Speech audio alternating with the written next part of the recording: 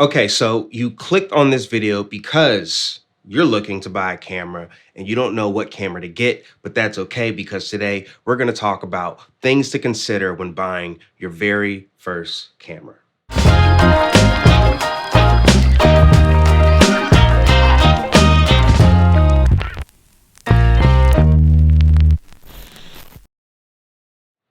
So there are multiple reasons to get your very first camera. People ask me all the time, what should their first camera be? And I love having those conversations because I like talking about cameras and I like talking about content creation.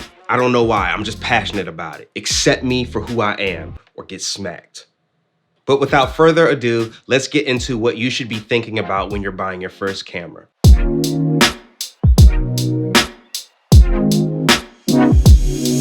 Why are you buying this camera? What's the purpose of this camera? What is it going to be used for? Are you taking this on your vacations and filming family videos with it? Are you starting a YouTube channel? Are you filming your cat Brutus eat fancy feast? Are you making them nasty videos that people be making?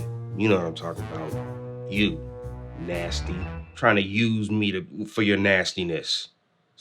Do you need something that's geared more towards video, or do you need something that's geared more towards photography? Or do you need both? This is an important question to answer because all cameras are not created equal. That's right. We will be discriminating against certain cameras on this channel depending on your needs. But it's okay because they're cameras and they don't have feelings, so they don't know that we're discriminating. So now, some cameras were made for video, even though they have photography features, so they might be lacking in some of those features. And some cameras were made for photography, so they may be lacking in the video department. And there are some cameras that are really good at both, but you're gonna pay a premium for that. But let's take one of the examples I mentioned before. Let's say you just want a camera because you wanna take it on vacation, you're not trying to do anything fancy, you just wanna capture these moments where you're traveling with your family, and that's pretty much it. Well, then you might wanna buy a camera that's small and compact and easy to use. You might not want to buy something where you have to carry lenses and all these other accessories to make it work. Let's say you just want to film talking head videos like this for your YouTube channel, or I don't know, maybe for a company or something. You might not need a camera that films at these high frame rates. You don't need to pay for something you're never going to use.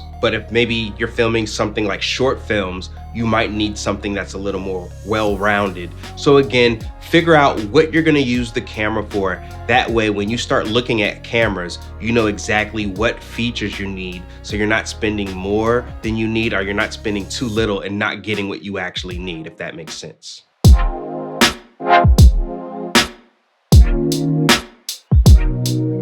Now, knowing your budget is very important.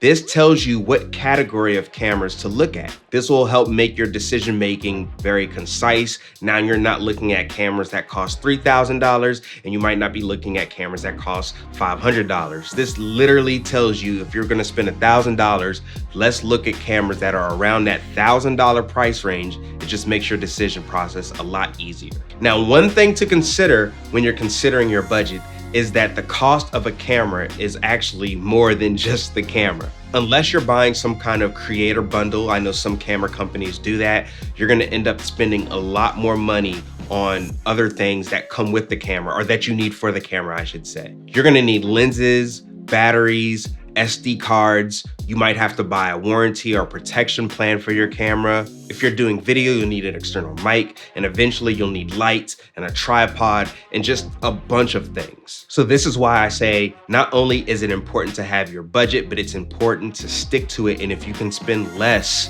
do that, because you're going to need other things. And some of these things you don't have to buy right away, but you'll need them eventually, especially if you start taking your craft seriously. When I first got started, I didn't have a tripod. I put my camera on some boxes and it worked fine. I mean, my camera could be on boxes right now and you don't know. But if you don't spend all of your budget into like this camera with all these specs and things that you don't even need, you can have money left over that you could spend on a tripod, that you can spend on lights and things like that. I mean, to be honest with you, things like audio, lighting, and lenses are way more important than the camera anyway, but that's for another video. Now, one of the things I recommend doing is buying refurbished or used cameras. Almost everything that I have in this room is refurbished and used. I try not to buy new if I can help it. I mean, why spend the most money when you can spend the least? I mean, it's that simple, right? This is my very first camera and probably the only camera I bought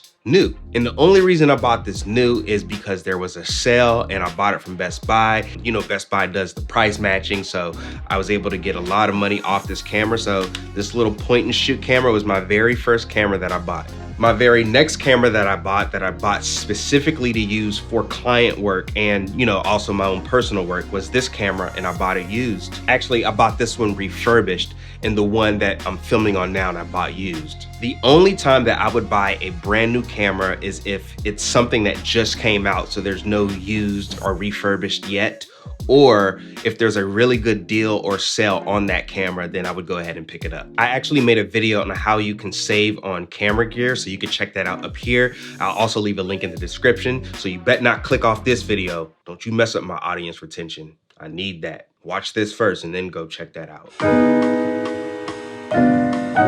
Watch reviews, watch videos, join a lot of these forums where people are talking about these cameras. Learn as much as you can about these cameras online from people who have used them. Learn some of the major pros and cons. Some cameras aren't that great in low light, so if that's something that you need to fit your needs, that's something that might exclude a camera from your decision making. Some cameras don't have great battery life, so maybe if you're gonna be a person who's traveling and you don't wanna have to carry 5 batteries with you, maybe you want a camera that will last all day. So these are things you want to consider. So that's why it's important to do your research. Be careful when watching some of these reviews. Some YouTubers are paid to actually give these reviews and they might not be honest about their reviews. So that's why I say watch a lot of videos so you're getting a well-rounded perspective on the camera from other people. Another good thing to do is go to a local camera shop, get the camera in your hand, see how it feels, turn it on, see if you enjoy using it. Maybe it's too heavy, maybe the menu's too complicated, maybe you think it feels too much like a toy. These things are important. You not liking the way a camera feels in your hand could definitely stifle your creativity or your drive to create, at least. Now, I honestly believe that if you take your time and go through these 3 different steps, knowing the purpose of your camera and the needs you need your camera to meet, knowing your budget and sticking with it and doing your research, you can't go wrong buying your first camera. Regardless of what camera you buy, what system you go with, how you make your decision, at the end of the day, whatever you end up choosing, make sure you use it to create. Don't get discouraged by being a beginner in things you may not know. Just create something and eventually you'll grow and you'll get better and you'll be amazing. But before we end this video, let me give you some bonus tips related to buying your first camera. The first tip is to rent. If you're considering buying a camera, you can use a rental company like Borrow Lenses or Lens Rental, or maybe there's one local so you don't have to pay for shipping.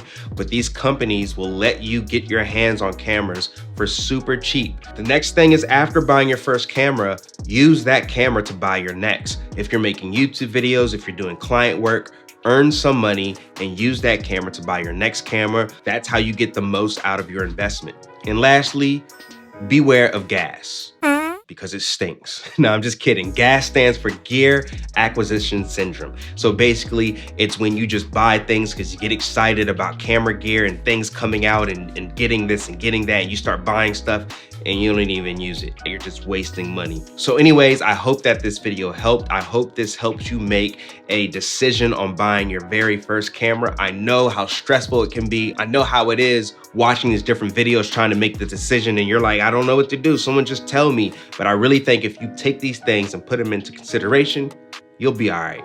Now, yeah, I'm gonna shut up now. I'll see you guys in the next video. It's your boy K Soul. Peace.